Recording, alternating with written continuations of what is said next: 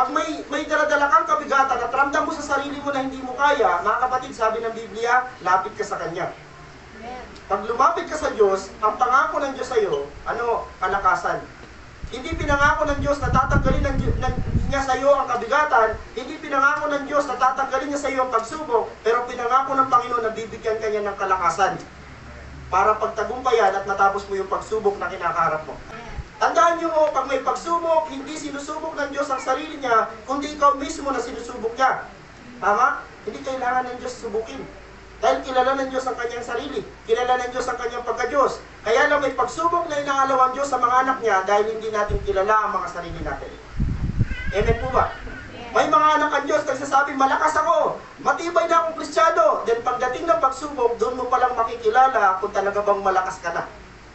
Tama po ba?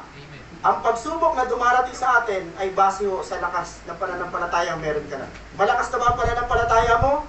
Abang-abang ka dahil malakas din o matindi din ang pagsubok na parating sa iyo.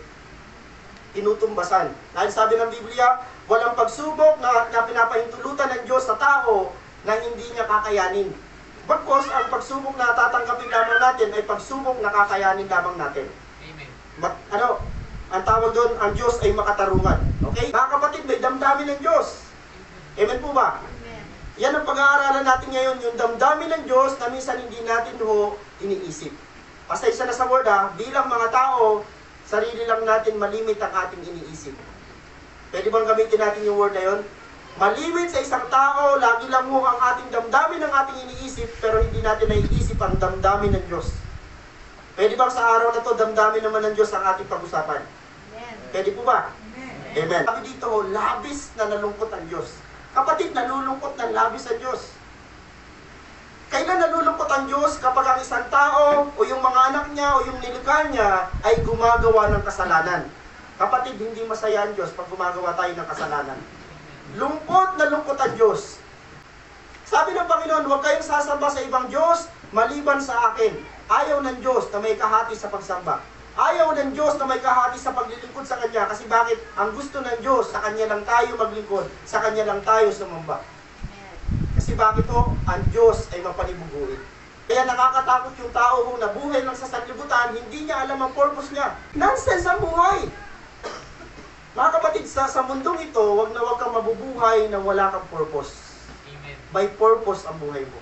Ang kasalanan, kung tayo ay maiinggit o maninibugo dahil may isang tao na nagtataglay ng isang bagay o katangian na wala tayo. Kasalanan ang mainggit. Sino dito may ganon? Okay? Yan ang kasalanan. Yan ang pagsiselos o maninibugo na kasalanan. Dahil may isang tao na nagtataglay ng isang bagay o katangian na wala tayo, yun ang kasalanan. Okay? Ang pagkainggit o paninibugo ay isang kasalanan kung nag-aangad tayo ng isang bagay na hindi sa atin. Tandaan, ang paglilingkod, pagsamba, karangalan at paghanga ay sa Diyos lamang dapat iukol, sapagkat siya lamang ang karapat-dapat tumanggap ng mga ito. Mga kapatid, sa Diyos lang ang lahat ng yan. Sa Diyos lang ang lahat ng yan.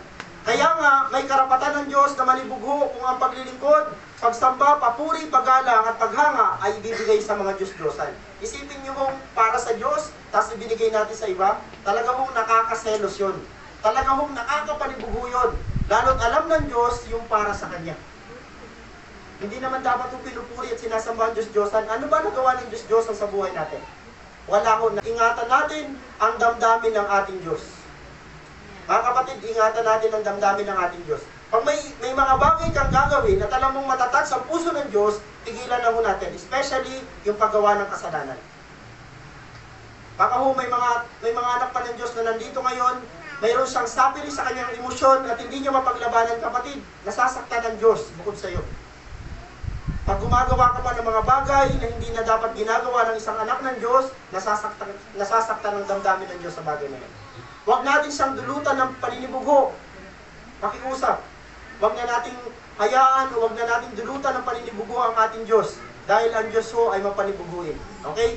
Iukol natin ang ating mga paglilingkod, pagsamba, papuri, paggalang at paghanga, kanino? Tanging sa Kanya lamang. Sa Diyos po ang pinakamataas na papuri, paggalang at pagsamba sa oras na ito.